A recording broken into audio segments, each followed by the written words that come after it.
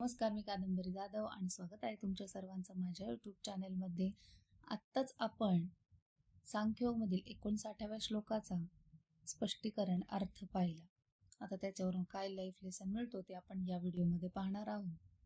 जर आपण फक्त वाईट सवयी दाबल्या तर त्या काही काळ शांत राहतात, पण मनाला त्यापेक्षा श्रेष्ठ आनंद मिळाला नाही तर त्या पुन्हा परत येतात. म्हणून वाईट गोष्टींना फक्त दूर करण्याचा प्रयत्न करू नका, त्यापेक्षा मनाला इतकं सुंदर आणि शुद्ध करा की वाईट गोष्टींची गरजच उरणार नाही. जसं अंधार हटवण्यासाठी अंधाराशी लढावं लागत नाही, फक्त दिवा लावावा लागतो, तसंच मनातील वाईटपणा घालवण्यासाठी फक्त संघर्ष नाही तर आत प्रकाश निर्माण करावा लागतो.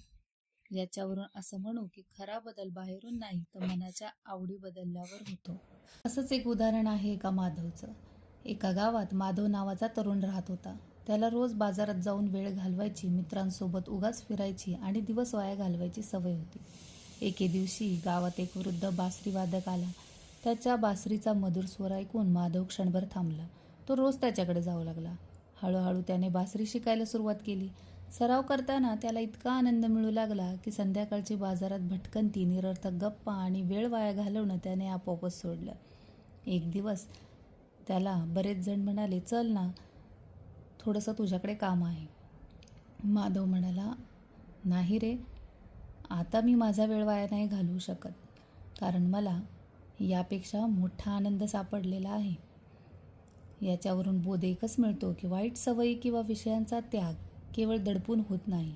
जेव्हा जीवनात त्याहून श्रेष्ठ, शुद्ध आणि आनंददायी ध्येय मिळतं, जेव्हा जुन्या आकर्षणाची ओढ आपोआप संपते. हाच भगवद्गीतेच्या सांख्ययोगातील 59व्या श्लोकाचा खरा संदेश आहे. तर तो बघा आता क्लिपमार्फत, व्हिडिओमार्फत. थँक्यू. राधे राधे.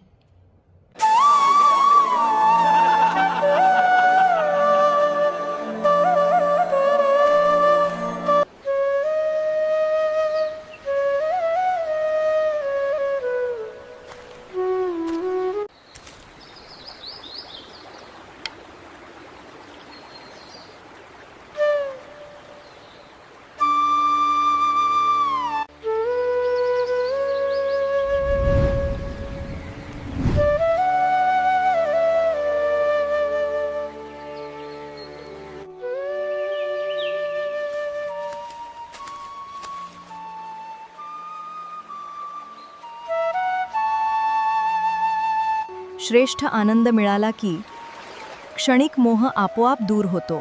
हाच भगवद्गीतेच्या सांख्ययोगातील 59व्या श्लोकाचा संदेश आहे. राधे राधे.